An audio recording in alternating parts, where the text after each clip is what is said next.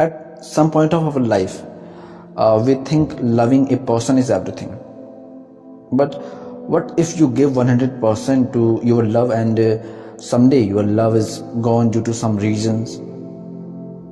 But if you give 100% to build up your career rather than only focusing on love, then you can achieve a lot in your life.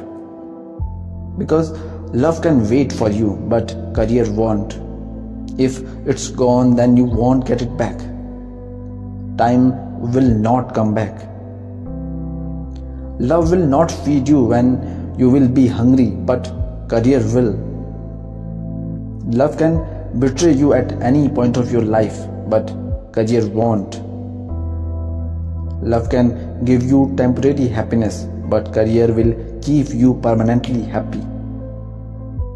Career can give you name, fame, respect, money, but love won't.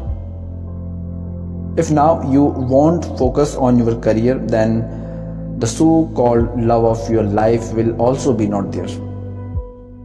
First, focus on making your career. Love will automatically come to you. If you want to give priority to love only, then love to build up your career and give priority to that.